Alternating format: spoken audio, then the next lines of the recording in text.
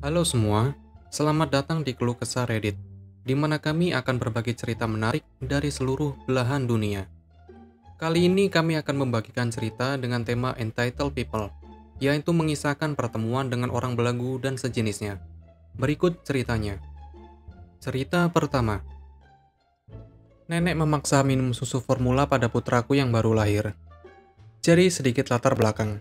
Aku 22 tahun perempuan tidak pernah berhubungan baik dengan nenek pacar di awal kehamilan pertama. Ketika Chase dan aku tahu aku hamil, setelah hanya sebulan berkencan, dia menuduh aku selingkuh dan mengatakan itu bukan miliknya, karena seberapa cepat aku hamil setelah putus dengan mantan. Ini berlangsung sepanjang kehamilan, sehingga dia tidak menandatangani akta kelahiran. Setelah putra kami lahir, kami mengambil tes 2 DNA, dan mereka berdua mengatakan bahwa dia adalah miliknya. Dan aku tidak percaya neneknya sedikit pun. Sekarang ke cerita. Orang tuaku telah mengusir aku, jadi neneknya menawari aku dan mengejar untuk tinggal di salah satu rumah sewanya. Kami menerima dengan ragu-ragu. Malam pertama aku menangis, karena aku tidak ingin berada di bawah kekuasaannya. Setelah 2 bulan tinggal di sana, aku menyadari bahwa aku belum mendapatkan menstruasi. Jadi aku membeli tes kehamilan dan semuanya mengatakan positif. Kami menyembunyikan bahwa aku hamil selama sebulan lagi sebelum mengungkapkan bahwa aku adalah orang tua dan nenek pacarku yang bersemangat. Beruntung kehamilannya berjalan lancar. Setelah diinduksi untuk melahirkan, aku melahirkan putraku. Di rumah sakit, aku hanya memiliki pacar sebagai tamu yang aku inginkan karena aku ingin berduaan dengan anak dan pacar. Nenek menandatangani akta kelahiran kali ini. Neneknya terus-menerus menelpon kami di rumah sakit, menanyakan kapan mereka dapat melihat bayinya. Dia harus menjelaskan bahwa aku ingin dibesarkan sendiri untuk mengikat dan menyusui putra kami tanpa gangguan dan harus menutupi. Ini tampaknya tidak cocok dengan neneknya. Seminggu setelah aku pulang dari rumah sakit, dia bersikeras untuk memeluknya. Dia kemudian bertanya, bagaimana dia minum susu formula? Aku menjawab, dia tidak suka susu formula, jadi aku menyusuinya. Dia melakukan, oh yang mengecewakan. Neneknya kemudian menyerahkan anakku dan berkata, aku akan pergi ke toko untuk membelikan dia susu formula. Aku menjawab, dia tidak suka, kami sudah mencobanya di rumah sakit.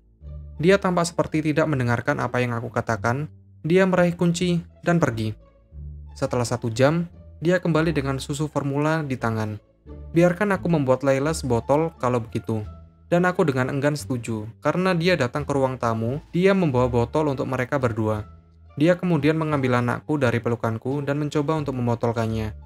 Beri dia makan. Aku tidak bisa berbuat apa-apa, karena itu adalah rumah kontrakannya. Dan dia mengancam akan mengusir kami sebelumnya. Jadi aku duduk diam dan mati di dalam. Setelah dia pergi, aku menangis selama 3 jam. Setelah itu anakku hanya minum susu formula. Aku mati di dalam setiap kali aku harus memberinya susu botol. Aku pindah kembali ke rumah orang tuaku dan belum berbicara dengan siapapun di sisi keluarga pacarku selama 2 bulan. Cerita kedua. Karen dan anaknya yang dewasa dikeluarkan dari pertunjukan. Aku membeli tiket kembali pada bulan Oktober untuk melihat tren tadi malam dengan teman dan suami mereka. Kami duduk di kursi kami, dan tepat di sebelah kami adalah pesta 3 wanita. 2 pirang, Karen dan Becky 1, dan seorang berambut coklat, Becky 2, yang sudah mabuk dan tertawa.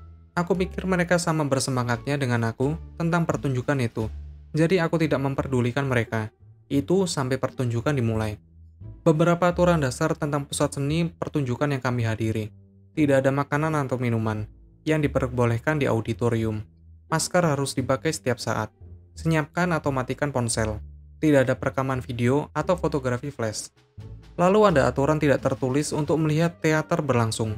Jangan berisik. Karen dan Beckisnya melanggar semua itu. Mereka memiliki minuman beralkohol di kursi bersama mereka. Tidak ada dari mereka yang memakai masker. Karen mencemooh ketika penyiar mengatakan untuk tetap memakainya. Becky 2 terus mengeluarkan ponselnya untuk merekam bagian-bagian pertunjukan. Becky 1 sedang melakukan hal-hal lain di teleponnya. Aku tidak pernah melihatnya cukup lama untuk melihat. Mereka tidak akan berhenti berbicara dan bernyanyi bersama dengan suara yang sangat keras, sehingga baik aku maupun teman tidak dapat fokus di atas panggung. Suami mereka dapat fokus, meskipun juga mendengarnya. Teman dan aku memberi mereka pandangan akan mendiamkan mereka ketika mereka sangat mengganggu. Itu sampai mereka pindah beberapa kursi ke bawah. Ketika Becky 2 bertanya mengapa mereka pindah, Karen berbisik ke arahku. karena orang seharusnya bisa menikmati pertunjukan sesuka mereka. Aku melihat dengan emosi. Biasanya aku tidak suka memberitahu orang. Aku mengabaikan mereka dan membiarkan mereka yang memiliki tulang punggung yang sebenarnya menanganinya. Tapi pertama-tama, aku mengalami bulan yang sulit, dan pertunjukan ini adalah satu-satunya hal yang aku nantikan. Kedua, ini adalah tur perpisahan Ren. Ini adalah musikal favoritku, dan aku belum pernah melihatnya sebelumnya. Dengan kata lain, ini adalah pertama dan terakhir kalinya aku melihat musikal favoritku, dan aku tidak akan membiarkan Karen dan Beckis merusaknya. Sulit untuk tetap tenang sepanjang sisa babak pertama. Meskipun mereka sudah berada lebih jauh, aku masih bisa mendengarnya dengan keras dan jelas. Kemudian aku mendengarkan orang lain menyuruh mereka diam juga. Dan kemudian Karen berkata, "Kami bahkan tidak sekeras itu." Yang memberi aku dorongan kepercayaan diri yang aku butuhkan. Namun, selama istirahat, tidak ada yang benar-benar menggerakkan otot. Teman meyakinkan aku bahwa kemungkinan mereka membuat marah orang yang salah. Yang aku jawab, itu berarti aku tidak akan menjadi satu-satunya yang melaporkan mereka. Yang berarti sesuatu akan selesai. Jadi aku bangun dan memberitahu mereka kepada petugas. Saat aku berbicara dengannya, orang-orang yang duduk di belakang mereka. Yang dicemaskan Karen tentang bagaimana mereka tidak terlalu keras. Mendekati petugas juga. Saat kami berbicara, Karen dan Becky satu meninggalkan auditorium dengan mengenakan masker mereka. Yang membuatku takut tidak akan ada yang selesai. Namun, perlu diingat, bagian dari laporan kami adalah bahwa mereka merekam pertunjukan. Teman-teman dan aku tetap di kursi kami selama sisa istirahat. Seperti yang dilakukan Becky 2 dalam kemuliaannya yang tidak terselubung dan mengirim pesan. Namun, ibu dan saudara perempuannya tidak kembali untuk babak kedua. Kemudian, sekitar 1,5 lagu, Becky 2 juga ditarik dari kursi penonton. Ya, dia masih bernyanyi. Dan aku memiliki ledakan kesenangan sepanjang sisa pertunjukan. Cerita ketiga.